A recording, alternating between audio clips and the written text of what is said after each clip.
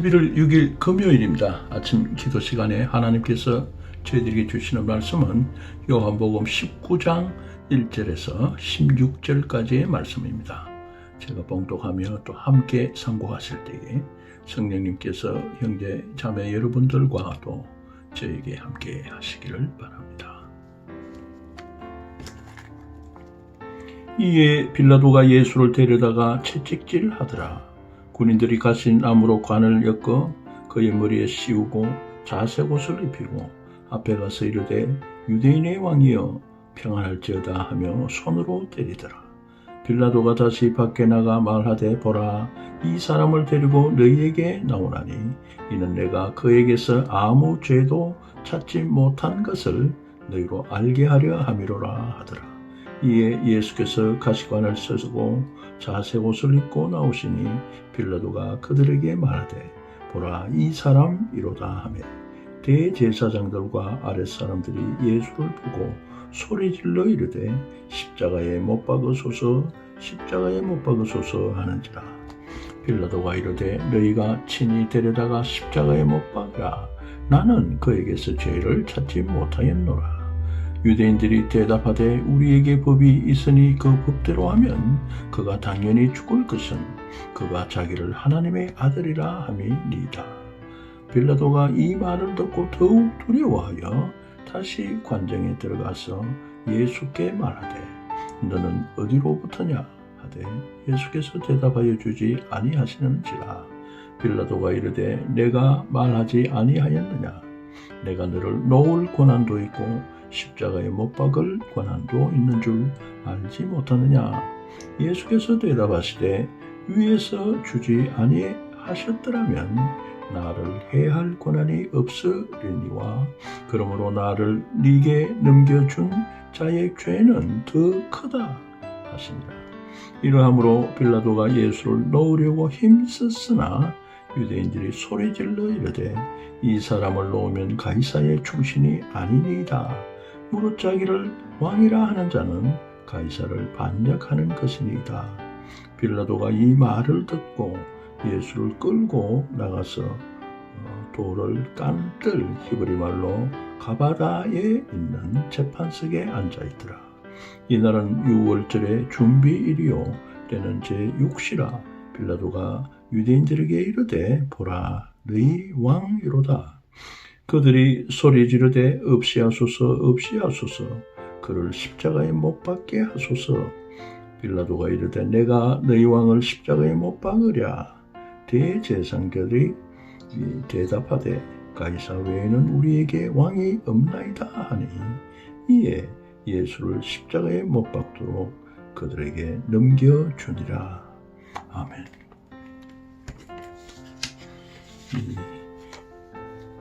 무죄 추정의 원칙이 있습니다. 고소당한 사람 곧 피고인이 적법한 절차를 거쳐서 죄를 정하기 전에 곧 유죄 판결에 이르기 전에는 그를 무죄로 추정한다는 법입니다.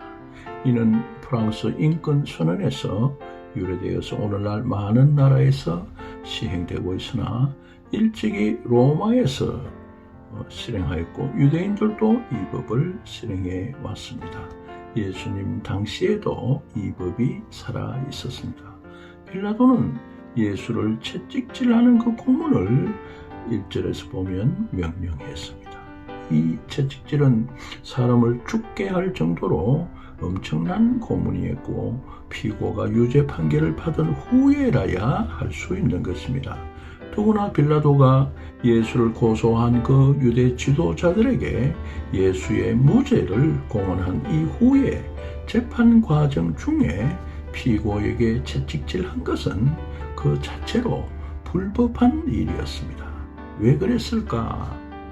이는 빌라도가 예수께서 로마 시민이 아니므로 굳이 로마 법을 좇을 이유가 없다고 판단할 것이며 또 무엇보다도 예수를 고소한 그 유대 지도자들의 환심을 사기 위한 방편이었다고 보여집니다.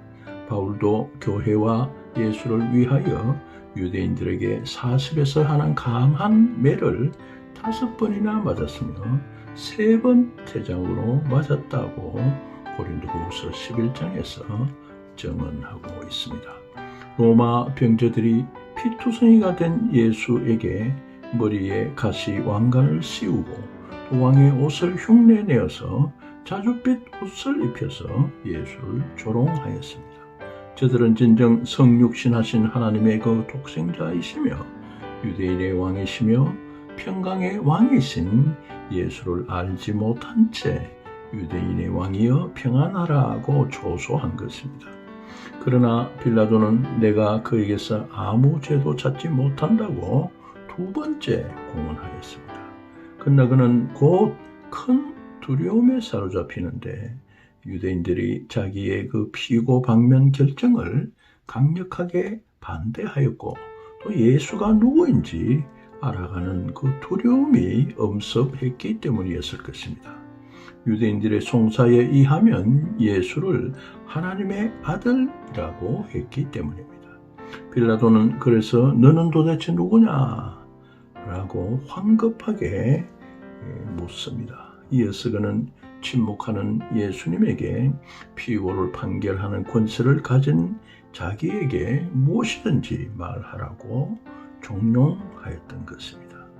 예수님은 이 모든 권세는 위에서 주신 것이며 곧 하나님으로부터 나서 가이사를 통해서 빌라도에게 권세를 주었음을 일러주시고 예수를 넘겨준 자들 가룟 유다나 사내들인 공회, 대제사장들 또 성전 경찰 등 이 하나님의 뜻을 저버린 죄가 크다고 11절에서 말씀하십니다. 예수님은 인자로서 아버지로부터 권세를 받아서 죽은 자들을 살리시고 또 심판하는 권세를 가지셨으나 빌라도의 권세에 복종하시는 것입니다.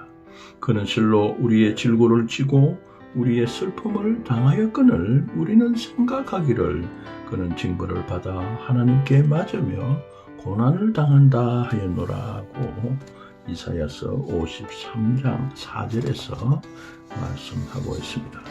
빌라도가 다시 예수를 방면하려고 애썼지만 예수를 방면하면 가이사의 충신이 아니며 또 가이사를 반역하는 것이라고 대제사장의 그 말의 족쇄에 결정적으로 붙들리고 맙니다. 그리함으로 말미암아서 그 불법한 저들에게 굴복하고 마는 것입니다. 유대종교 지도자들을 보십시오. 저들이 예수를 죽이면서 철저하게 하나님을 대적하는 모습을 보십시오. 우리에겐 왕이 없고 오직 로마 황제만 있다고 15절에서 말합니다. 저들에게 하나님께서는 반문하십니다. 저들의 죄를 물으시는 것입니다. 이스라엘아 내가 너희들의 왕됨을 거부하는도다. 사무엘상 8장 7절에서 말씀하신 것입니다.